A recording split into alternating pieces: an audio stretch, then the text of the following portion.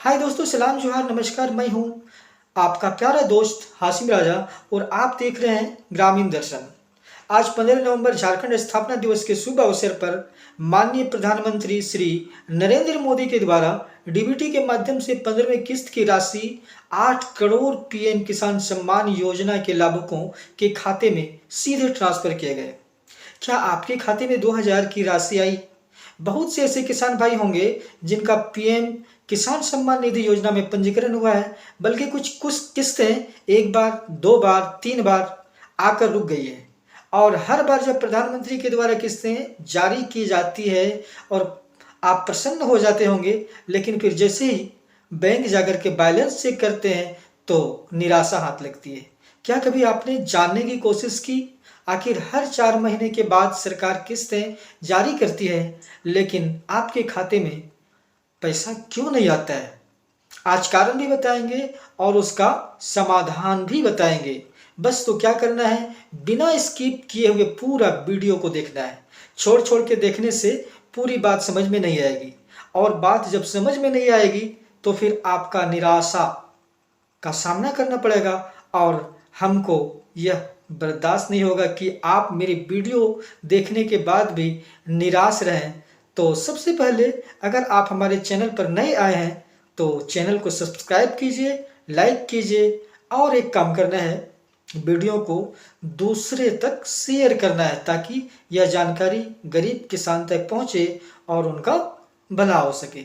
तो बिना देरी किए हुए इस वीडियो को मैं शुरू करता हूं।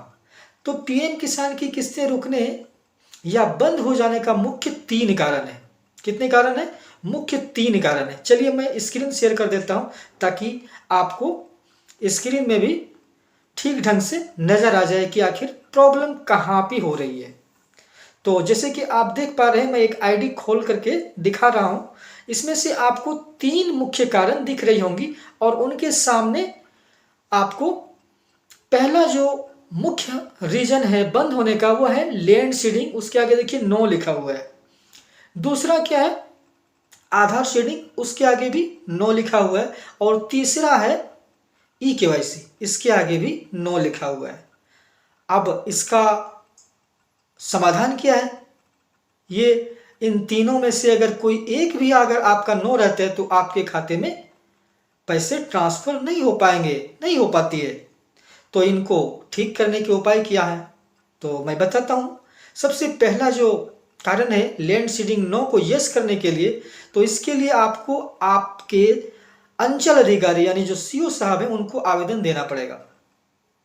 पहला सीओ साहब को आवेदन देना पड़ेगा और उस आवेदन में जो विषय होगा वो लिखना पड़ेगा लैंड सीडिंग यस करने के संबंध में हेतु आवेदन पत्र, और उसमें उल्लेख करना पड़ेगा कि मैं फलाने आरटी के वंशज हूं और फलाने जवामंदी का रैयत हूं और मैं फलाने फलाने प्लॉट नंबर पे खेती करता हूं। वहां पे आपको वंशावली भी दर्ज करनी होती है और एक जनप्रतिनिधि का भी आपको साइन उस फॉर्मेट में करवाना पड़ता है।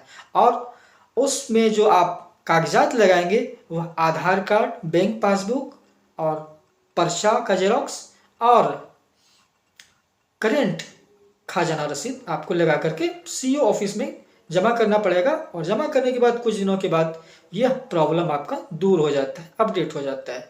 दूसरा जो मुख्य रीजन है वह है आधार शेडिंग नो रहता है। तो आधार शेडिंग को हम यस में कैसे परिवर्तन करेंगे? इसके लिए आपको आपके बैंक जाना पड़ेगा, यानी जिस बैंक का खाता है वहां के शाखा प्रबंधक यानी मैनेजर के नाम पे आवेदन करना पड़ेगा। और आवेदन में जो विषय देना पड़ेगा वह देना पड़ेगा कि आधार सीडिंग, आप हमारे खाते में आधार सीडिंग करने के संबंध में हेतु आवेदन पत्र। एक आधार सीडिंग का फॉर्मेट बैंक के द्वारा भरा जाएगा जिसमें से आपको अपने बैंक खाते का पूरा विवरण देना पड़ेगा और साइन करेंगे, आधार कार्ड का जेरोक्स लगाएंगे और बैंक पासबुक का 6 प्रति लगाएंगे। जमा करने के कुछ दिनों के बाद वो भी आपका अपडेट हो जाता है और आधार सीडिंग यस हो जाता है। तीसरा रीजन है ई केवाईसी। तो ई केवाईसी के लिए आप अपने नज़दीकी प्रज्ञा केंद्र यानी सीएससी सेंटर में जाएंगे और वहां जाने के बाद बहुत ही आसान तरीके से यानी चुटकी भर में आपका ई केवाईसी आपके आईडी पर हो जाता है। जब ये सारा हो जाता है तो देखिए स्क्रीन में एक आईडी शेयर कर रहा हूँ। जब होने के बाद आपका किस प्रकार से आईडी दिखेगा, तो जहाँ पे आपका लैंड सीडिंग नो दिख रहा था, लैंड सीडिंग, आधार सीडिंग नो दिख रहा था और ई-केवाईसी नो दिख रहा था, ये सब करने के बाद आपका इस आईडी की तरह सब लैंड सीडिंग भी यस दिखेगा, आधार सीडिंग भी यस दिखेगा और ई-केवाईसी भी यस दिखेगा। तो ये मुख्य 3 कारण हैं। तीनों कारण का समाधान मैंने बता दिया आपको। तो यह वीडियो मैं उम्मीद करता हूँ कि आपको बहुत अच्छा लगा होगा और यह जानकारी अन्य लोगों के पास, हमारे किसान भाई बंधुओं के पास जो उम्मीद लगाए बैठे रहते हैं कि हमारी किस्तें आएगी लेकिन इन रीज़न की वजह से, इन कारण की वजह से नहीं आ पाती है, तो उन तक यह वीडियो ज़रूर पहुँचाएँ। उनके लिए बहुत ही कारगर साबित होगी। और एक ज़रूरी बात यह है कि वीडियो को ज़रूर लाइक करें और फिर इसी प्रकार की कीमती जानकारी देने के लिए एक मिलते हैं फिर से एक नए टॉपिक के साथ। तब तक के लिए दीजिए हमें इजाज़त। Good bye.